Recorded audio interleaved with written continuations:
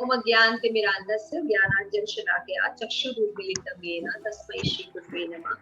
श्रीचैतन्यमनोभीष्टं स्थापितं येन भूतले स्वयं रूपकदा मह्यं ददाति सपदान्तिकम्। हरे कृष्णा कृष्ण कृष्ण हरे हरे, हरे राम राम राम।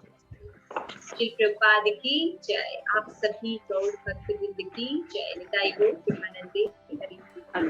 तो हम आज मुकुंदमाला श्लोका नंबर 41 रिसाइट कर रहे हैं। श्री प्रभुपाद की स्मॉल बुक है ये, और ये बहुत ही सुंदर कलेक्शन है राजा कुलशेखर की। तो आइए इसको रिसाइट करते हैं। ये बहुत ही सिंपल श्लोक है, आप सबको अच्छा लगेगा पढ़।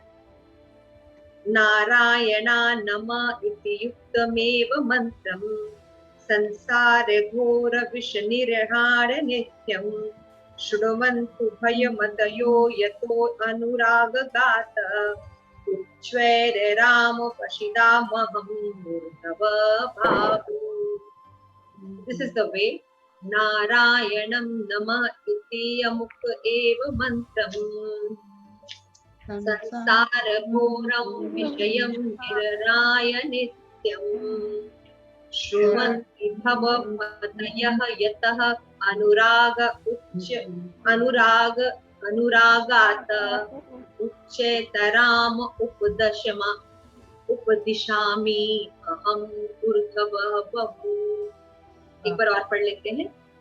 नारायण नमः इति अमुक एव मंत्रम् संसार घोर विष निर्हणाय नित्यं शृण्वन्तु भवमतयः यतय अनुरागात् उच्चतराम् उपदिशामि अहं ऊर्ध्वम्। ठीक है, इसका तात्पर्य है, अनुवाद, मैं अपनी भुजाएं उठाकर उच्च स्वर में ये दया पूर्वक सलाह यथा संभव जोर जोर से पुकार कर दे रहा हूँ। यदि सन्यासी लोग भीषण विषाद भौतिक जीवन से उबरना चाहते हैं तो उन्हें सद ज्ञान होना चाहिए कि वे ओम नमो नारायण मंत्र का निरंतर श्रवण करें। तो राजा कुलशेखर जो है इसके पहले भी बोल रहे थे अलग अलग अंगों से कैसे हम भगवान की स्तुति कर सकते हैं, है ना। फिर उन्होंने कहा लास्ट में कि हे मनुष्यों, क्या करो, तुमको अगर कुछ समझ में नहीं आता तो अपनी भुजाएं उठाकर सत्य वचन कह रहा हूँ, मुकुंद, नरसिंह, जनार्दन, माधव के नाम का गायन करो। क्योंकि ये जो नाम है, ये जो जप है, ये जब मृत्यु के समक्ष होगे तो सर्वाधिक आकांक्षा को पत्थर या काट के टुकड़े जैसा मानने लगेगा। नित्य जाप करना चाहिए, इसलिए नित्य जाप करना चाहिए यदि मृत्यु से बचना चाहिए। अगर हम दुखों से बचना चाहते हैं तो हमें कैसे जाप करना है? हाथ उठाकर, ऐसे नहीं हरे कृष्णा हरे राम, नहीं, हरे कृष्णा कृष्णा कृष्णा हरे हरे, हरे राम राम राम हरे। हाथ उठाने का मतलब क्या होता है? अपनी गंभीरता को छोड़ना, उपाधियों को छोड़ना, है ना। हाथ कोई व्यक्ति ऐसे नहीं उठा सकता ना, शर्म आएगी, है ना। जब कोई व्यक्ति पढ़ता है या कुछ भी अच्छे पद पर रहता है तो वो बहुत गंभीर रहता है, लाइक दैट, ऐसे।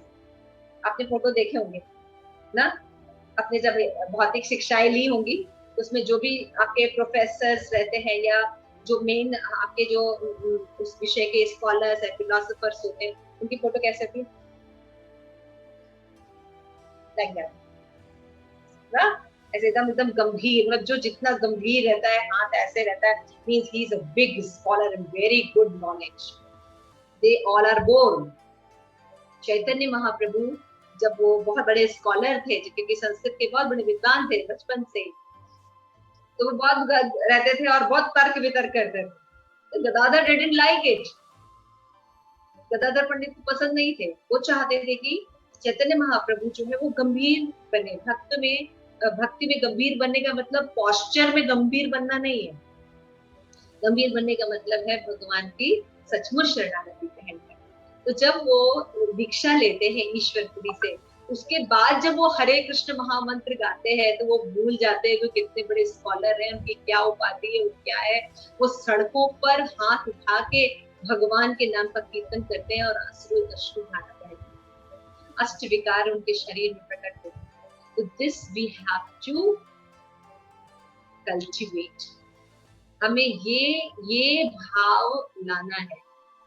गंभीरता नहीं होती कि आप देखिए बहुत से ऐसे लीडर्स होते हैं, बहुत गंभीर होते हैं, उस गंभीरता की कोई जरूरत नहीं। हमें हृदय को सॉफ्ट करना है। तो जब उन्होंने राजा को शिक्षा कहना है कि हाथ उठाकर प्रार्थना करो भगवान के नामों का, और कैसे प्रार्थना करना, ऐसा नित्य करना। नित्य वर्ड इज यूज्ड, सततम। ऐसा नहीं आज अभी थोड़ी देर के लिए भाव आया है ना, हम बांके बिहारी के दर्शन करके निकले हैं, बस हम आज तो राधे राधे बोलेंगे, वृंदावन में डोलेंगे, कार्तिक मास है, बस हम तो डोलते ही रहेंगे। लेकिन कार्तिक मास के बाद सब भूल गए। आषाढ़ सावन भादो कुआर शरद ऋतु, उसमें याद नहीं रहा। कार्तिक मास में हमने बहुत व्रत किया, हम निर्जला रहे, हम खाली फल खा के रहे। कार्तिक मास दीप जलाया, खूब दीप जलवाया लोगों को, लेकिन उसके बाद नहीं हो पाया माता जी। वो हाथ उठाना भी हम भूल गए क्योंकि इतने थक गए। तो यहाँ पे ये भक्ति की बात कर रहे हैं, यहाँ पे भक्ति की बात कर रहे हैं जो श्रद्धा से प्रेम की तरफ आगे बढ़ता है। जब व्यक्ति का स्टैंडर्ड बढ़ता है, श्रद्धा, साधु संग, भजन क्रिया, तो वो भजन क्रिया करता है, अच्छे व्यक्ति का संग करता है, तो उसका अनर्थ निवृत्ति होना शुरू होता है। अनर्थ क्या क्या होते हैं? अलग अलग प्रकार के अनर्थ होते हैं जो कि माधुर्य कादंबरी में वर्णन किए गए है ना। इन अनर्थों से जब हम बाहर निकलते हैं तब हम निष्ठा के लेवल पर पहुंचते हैं। गुरु महाराज चपा चौक में भी यही बता रहे थे, और काउंसलर मीटिंग भी कर रहा है कि कम से कम हमें निष्ठा लेवल तक तो आना ही है अगर हम कृष्ण लेवल तक। क्योंकि प्रभुपाद ने कहा है कि ठीक है अगर तुम प्रेम लेवल तक नहीं भी पहुंच सकते, लेकिन अगर कोई व्यक्ति निष्ठा लेवल पर पहुंच जाता है तो श्री प्रभुपाद कहते हैं मैं बैकडोर से एंट्री कराता हूं भगवत धाम में। श्री प्रभुपाद ने हमें प्रॉमिस किया। तो कम से कम हमारे हृदय में जो अनर्थ है, काम, क्रोध, लोभ, मोह, मद, फूटी नाटी, निषिद्ध आचार है ना, अपराध, जीव हिंसा, ये सब अनर्थ है। ये ऐसे नहीं निकलेंगे। इसके लिए हमें एक प्रशिक्षण की भी जरूरत है, अच्छे भक्तों के एसोसिएशन की भी जरूरत है, और नॉलेज के साथ चलने की भी जरूरत है। ठीक है, तो इसीलिए मैंने पिछले क्लास में बताया था कि साधना एंड सेवा को बैलेंस करना पड़ेगा। क्योंकि जब तक हमारी जितनी भी प्रॉब्लम होती है अज्ञानता की वजह से, अज्ञानता रहती है, और हम जब सेवा करते हैं और साधना नहीं करते, सेवा हो रही है लेकिन हम साधना नहीं करेंगे, तो क्या होगा आप देखिएगा, आपकी सेवा भी त्रुटि पूर्वक होगी। उसी तरह इसका उल्टा कर दीजिए कि जब आप साधना बहुत कर रहे हैं लेकिन सेवा नहीं कर रहे हैं, तब क्या होगा? तब भी गड़बड़ रहेगी, है ना।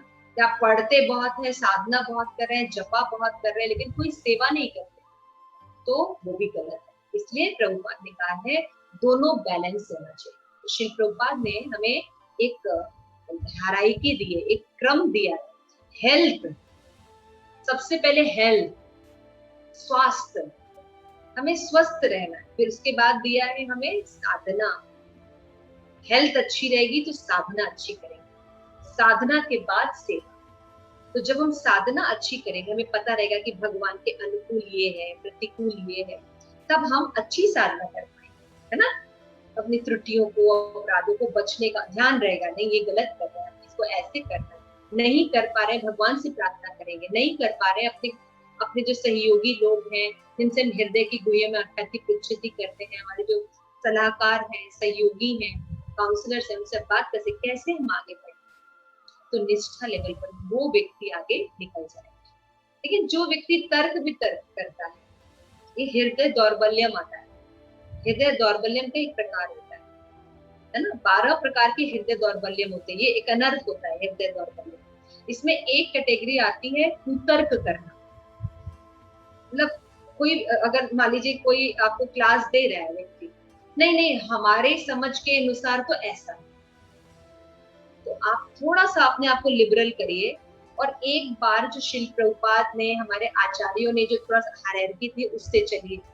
आप ज्ञान लीजिए, अपनी 16 माला कंप्लीट कीजिए, थोड़ा सा भागवत भगवत गीता का नॉलेज लीजिए, उसके बाद अपनी सेवा पर जाइए। और एक बार सिर्फ सेवा कीजिए, उसको स्किप कर दीजिए, माला दिन भर ऐसे ही ऐसे चलते फिरते करिए। दोनों में अपनी चेतना को आप जज कीजिए कि किस समय आपकी चेतना सबसे अच्छी रहती है। तो आप लोग कृपया बताइए, एक दो लोग, कि जो साधना, हेल्थ साधना सेवा करते हैं और जो केवल सेवा करते हैं, उनकी कॉन्शियसनेस में चेंज होता है या नहीं? यस, नंदीमुखी माता जी। माता जी, अगर हम साधना अच्छी करते हैं ना, तो हमें पता रहता है कि हम कहाँ पर गलती कर रहे हैं, और हमारा चित्त भी उस प्रकार से अपने आप चेंज हो जाता है। सेवा करते समय हमको पता चल जाता है, हमको पता रहता है कि हम गलत कर रहे हैं, चाहे कोई कुछ भी बोल रहा है बगल वाला, लेकिन हमें अपनी साधना ठीक से करनी है ना। कोई कुछ भी बोल रहा है, लेकिन जैसे जब आप साधना अच्छी करते हैं तो उसके बाद सेवा करते हैं, तो आपको कैसा लगता है? अच्छा लगता है, हमें अनुभव रहता है ना।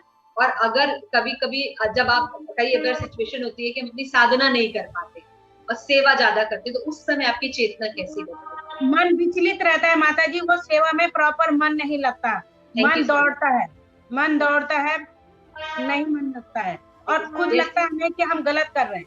थैंक यू सो मच माता। ये अदिति माता जी, आपका कोई एक्सपीरियंस है कि मतलब जब हम साधना करके सेवा करते हैं तो क्या कॉन्शियसनेस रहती है?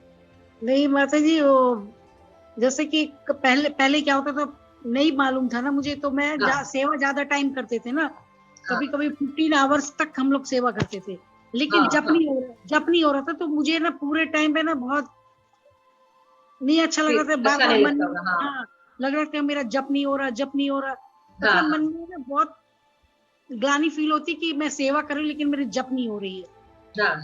लेकिन जब आप माला कर लेती हैं अपनी के बाद सेवा करती है, तो कैसा लगता है आपको? अब बहुत अच्छा लगा, जब से हमने ये जपा सच्चिदानंद प्रभु जी का जपा रिट्रीट किया ना, तब से उनका जब अब मैं ना बिल्कुल टाइम से सुबह 6:30 पौने 7 बजे मैं अपना जप खत्म कर, उसके बाद अब सेवा करना बहुत अच्छा लग रहा है मुझे। अच्छा लगता है ना, तो चेतना में आपको फील हो रहा है। Okay, very good. Hare Krishna. हाँ, मैं बताना चाहती हूँ। यस, प्रेम पद्मिनी। यस। हाँ, एक बार सच्चिदानंद प्रभु ने बताया था कि यदि हम अपनी साधना अच्छी नहीं कर रहे हैं और हम सेवा भी कर रहे हैं, तो हमारी जो सेवा है वो रजोगुणी और तमोगुणी सेवा होगी, और रजोगुणी और तमोगुणी सेवा से हमारा डेवलपमेंट कभी नहीं होगा। तो जब तक हम सतोगुणी सेवा नहीं करेंगे तो हमारा डेवलपमेंट नहीं होगा, और सतोगुणी सेवा के लिए अच्छी साधना बहुत जरूरी है। तो जब हम अच्छी साधना करेंगे तो हमारी सेवा भी सतोगुणी होगी और भगवान एक्सेप्ट करते हैं ना। रजोगुणी और तमोगुणी साधना को भगवान एक्सेप्ट भी नहीं करते, है ना। लेकिन शुरुआत के लिए ठीक है, क्योंकि जब हम कोई चीज देखें एकदम से तो आएगी नहीं, तो शुरू करने के लिए ठीक है, लेकिन वो कंटिन्यू रहे ऐसा नहीं करना चाहिए। लेकिन सच्चिदानंद प्रभु जी क्लास से बहुत कुछ हमने सीखा ना, उनकी क्लास से। हाँ, बहुत सारी हमारी जो सीनियर है, देखिए नंदीमुखी माता जी, अदिति माता जी, उन्होंने एक और माता जी अनंग मंजरी माता जी, ये भी बहुत सीनियर है। तो हरे कृष्णा अनंग मंजरी माता जी, आर यू देयर? तो आप बताइए, आप जिस दिन अपनी साधना अच्छी करती है उसके बाद घर में जो थोड़ी बहुत सेवा है वो करती है, और एक बार बिल्कुल साधना नहीं करती है, सेवा करती है, तो कौन सी चेतना अच्छी लगती है? अनम्यूट कीजिए माता जी, सुनाई नहीं दे। हरे कृष्णा। आ रही है आवाज? यस।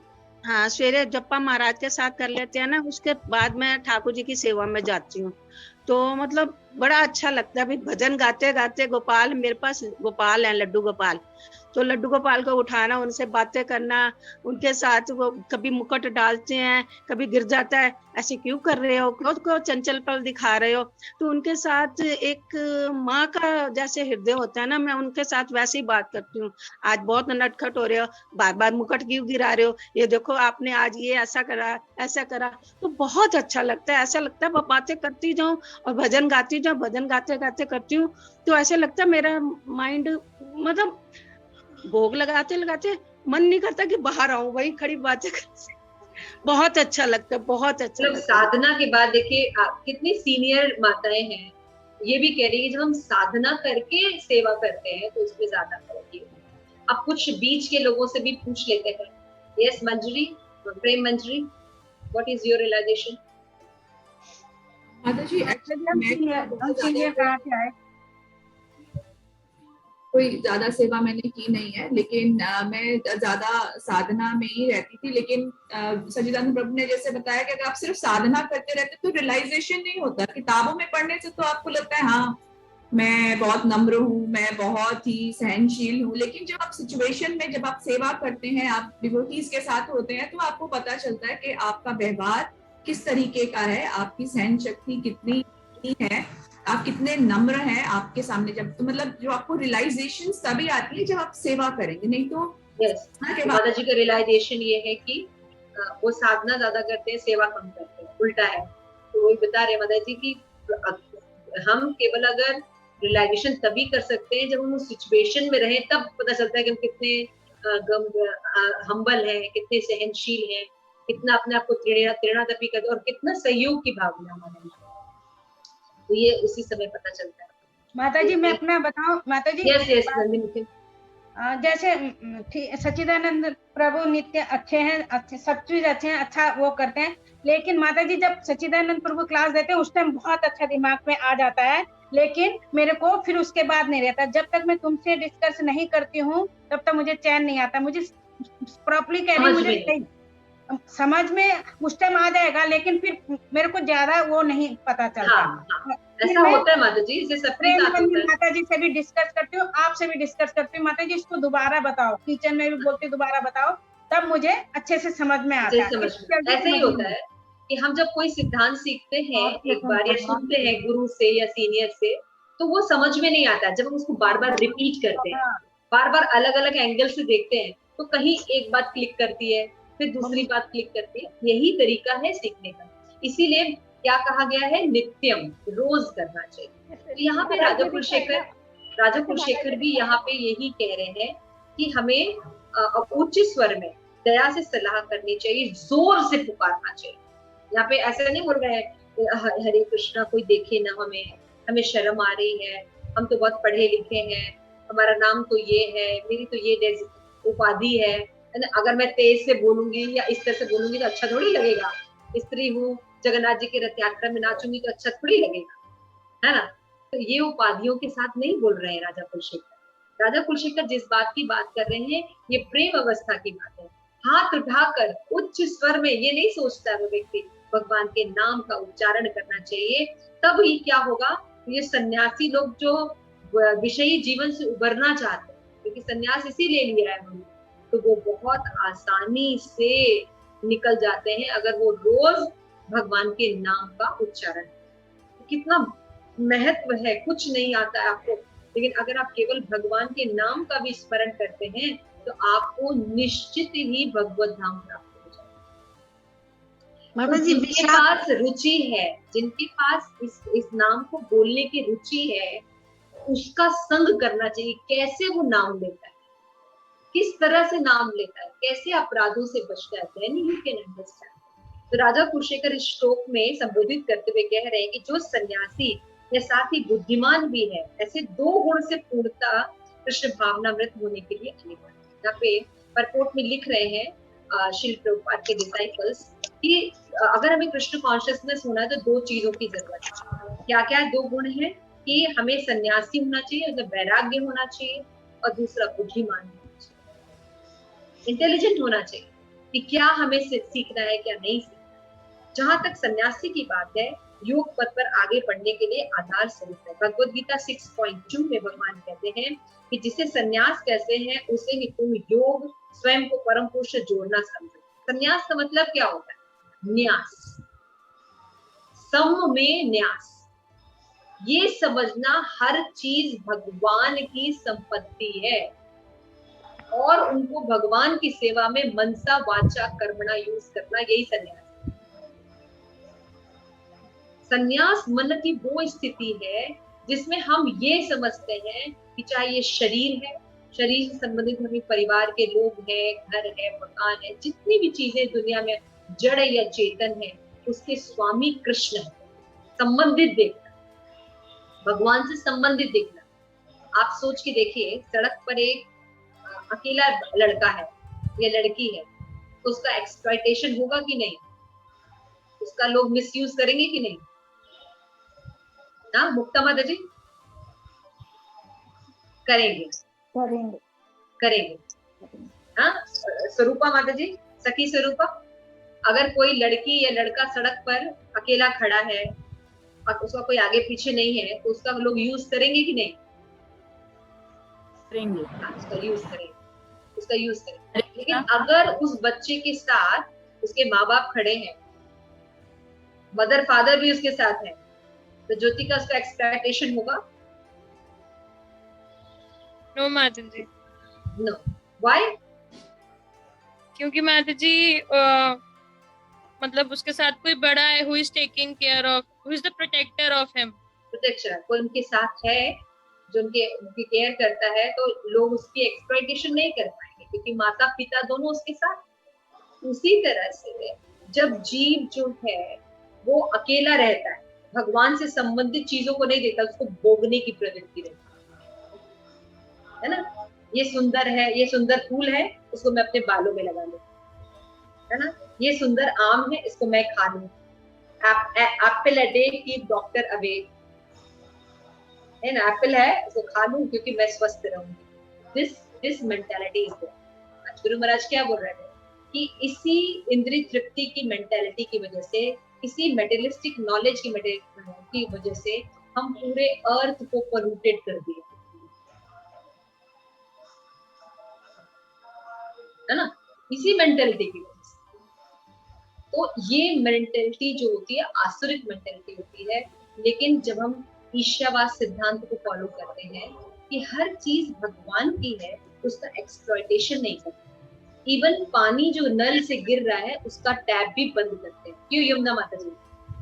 जब कृष्ण भावना भावित होते हैं तो चाहे पानी हो चाहे बिजली हो, वो भगवान की शक्ति के रूप में देखते हैं, जितना चाहिए उतना इस्तेमाल करते हैं, फिर बंद करेंगे। राइट यमुना माता जी, यमुना देवी माता जी, पावनी यमुना माता जी, पावनी माता जी, आप सुन रहे हैं?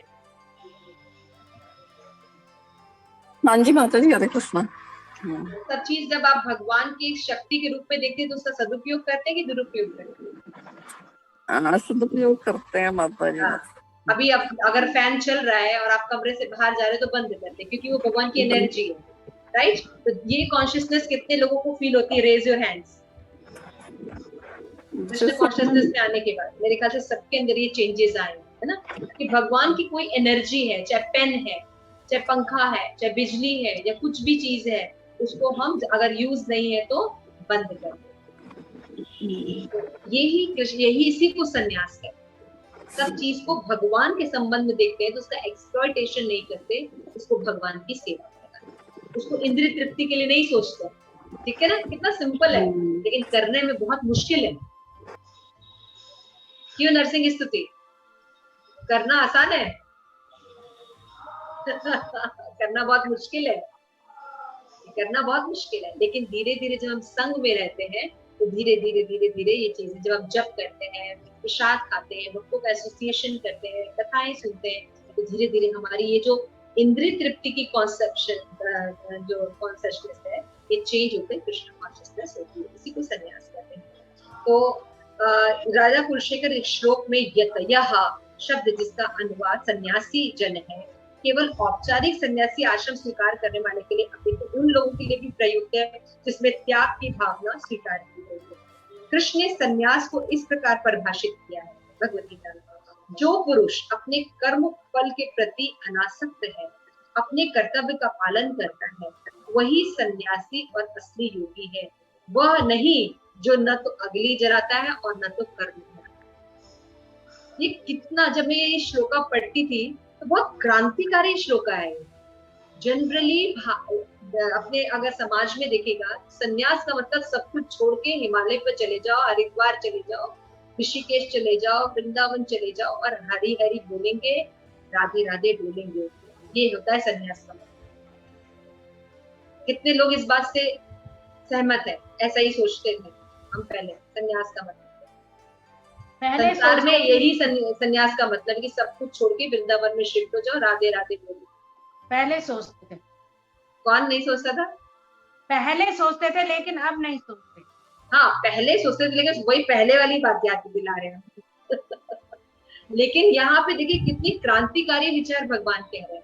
कि जो अग्नि नहीं जलाता, यानी अग्नि जलाने के लिए उसको कर्म करने पड़ेंगे। तो सन्यासी होके भी कौन से कर्म, जो भगवान की भक्ति के कर्म है, उनको नहीं छोड़ना चाहिए। इसीलिए इस्कॉन में जो सन्यासी हैं वो गायत्री करते हैं, हरि नाम करते हैं, प्रचार करते हैं, वो छोड़ते नहीं है ना। ये नहीं कि अकेले चले गए वृंदावन। तो ये हमको समझना पड़ेगा। भगवत गीता में 6.1 में भगवान ने बहुत क्लियरली ये चीज बताई है। इसके बाद बता रहे हैं कि यदि कोई निस्वार्थ भाव से एकमात्र कृष्ण की तुष्टि के लिए कर्म करता है तो समझो वही असली सन्यासी है। कर्म कब करेगा? जब हम समझेंगे कि हरि वस्तु संबंधी। रूप गोस्वामी ने एनओडी में कहा कि असली वैराग्य का मतलब क्या है? सब वस्तु को ये देखना कि कैसे वो कृष्ण से संबंधित है, तो उसका एक्सप्लॉइटेशन नहीं। भक्ति करने के लिए विशेषतः भगवान नाम जप करने के लिए बुद्धि भी चाहिए। जब हम भक्ति करते हैं तो ऐसा नहीं कि बेवकूफ लोग भक्ति करते हैं। तो आप लोग ये समझ लीजिए, जितने लोग इस कृष्णा कॉन्शियस में अभी भी यहाँ पे है हमारे सामने, तो चैतन्य महाप्रभु के अनुसार आप सब बुद्धिमान हैं। भले आप अपने आप को माने या ना माने, लेकिन महाप्रभु की नॉलेज में आप बुद्धिमान, परम बुद्धिमान हो। तो करभाजन ऋषि 11 कैंटो श्रीमद् भागवतम में बताया है कि कृष्ण वर्णम त्वषा अकृष्णम सांगो पांगो पार्षदम यज्ञ संकीर्तनम प्राय यजंती ही सुमेधसा। इस कलयुग में बुद्धिमान लोग ही सामूहिक कीर्तन करेंगे और हरे कृष्ण महामंत्र की पूजा करेंगे। जो निरंतर कृष्ण के नामों का गायन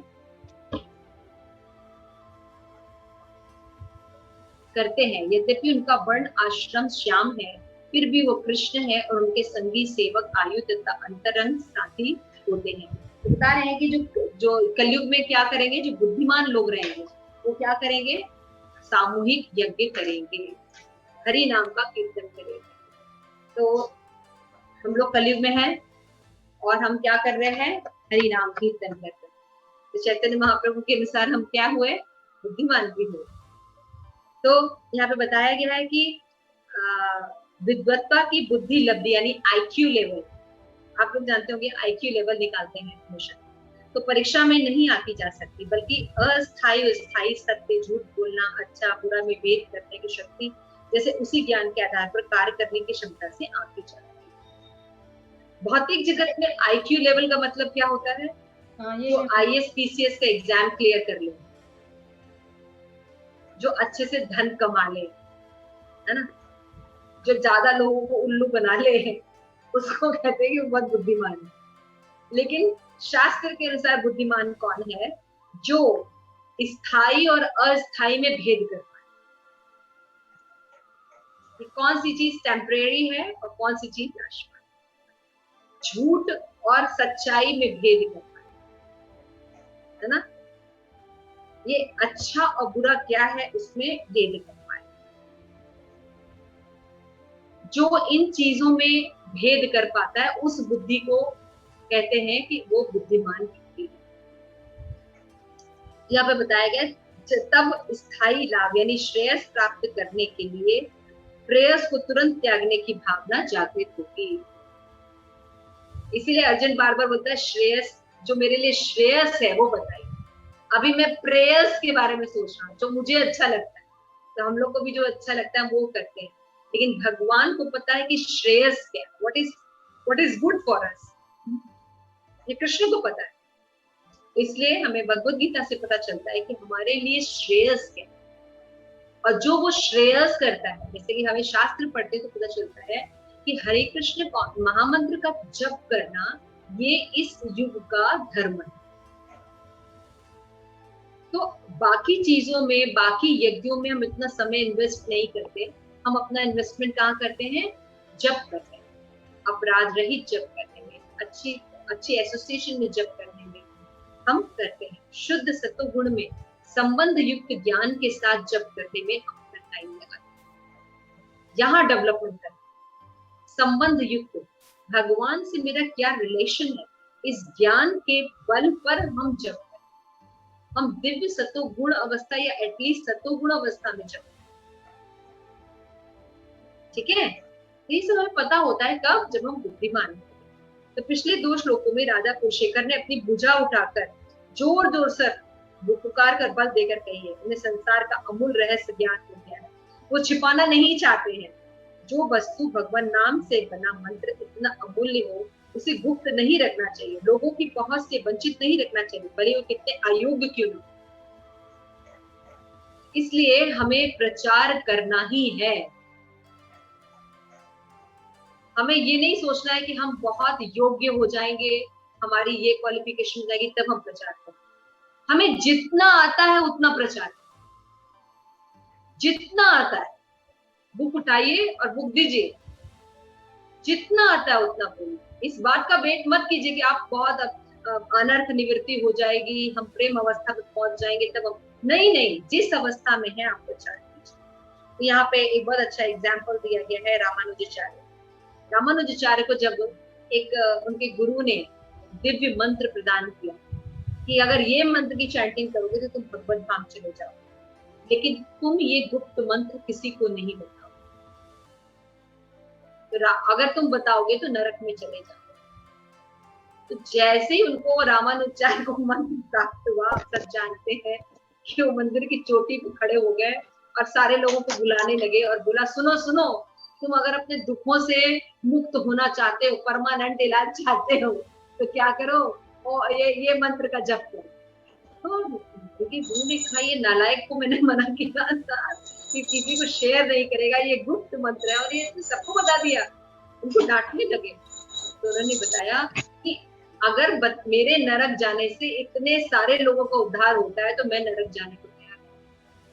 इसका क्या मतलब है कि भारत में ये बहुत परंपरा है गुप्त रखा, गुप्त रखना चाहिए जब जरूरत है, लेकिन भगवान ने अभी इसको प्रचार करने को कहा है, क्योंकि इतना ज्यादा गुप्त रख दिया गया कि सही बात का प्रचार ही नहीं हो रहा है।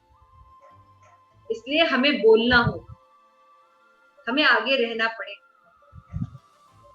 तो चैतन्य महाप्रभु ने हमें संकीर्तन आंदोलन दिया, इसका विचार किए बिना कि किसने इसे मांगा किसने नहीं, इसे पाने का पात्र है या नहीं है, चैतन्य महाप्रभु ने भक्ति का फल वितरण कर दिया। आप देखिए चैतन्य महाप्रभु के मूवमेंट में, इस्कॉन के मूवमेंट में श्री प्रभुपाद ने किसको किसको हरि नाम दिया जो कभी नहीं दिया जा सकता। शायद ही कोई इंडियन ऐसा कर पाता, लेकिन श्री प्रभुपाद ने हर किसी को ये चैतन्य महाप्रभु का ये आदेश, चारे देखे तारे कहो कृष्ण उपदेश, ये देख करके दिखाया है ना। तो विशेषतः वर्तमान युग में पर्याप्त सत्कर्म नहीं करते है ना, कलयुग में लोग सत्कर्म नहीं करते, तो वैराग्य या उच्चतर बुद्धि प्राप्त हो सके, इसलिए वो कोई सत्कर्म नहीं करते, इसलिए उनके लिए न वैराग्य बुद्धि है और न उनके पास उच्चतर बुद्धि। तो फिर भी शुद्ध आत्मा होने कारण प्रत्येक जीव में मूलतः सारे गुण होते ही हैं। देखिए प्रभुपाद का जो विजन है, वो विजन उनके डिसाइपल्स, उनके शिष्यों में भी दिखाई दे रहा है। तो वो भी वही विजन प्रभुपाद ने बहुत बार कहा है कि भगवान के अंदर जो गुण होते हैं एज अ सोल, हमारे अंदर भी वो गुण थोड़ी मात्रा में होते ही हैं। तो यहाँ पे भी वो आत्मा लेवल पर देख रहे हैं कि वो आत्मा में तो गुण हैं, लेकिन अभी कुछ भौतिक आसक्ति के कारण, भौतिक कंडीशनिंग के कारण वो अपवित्र हो गए।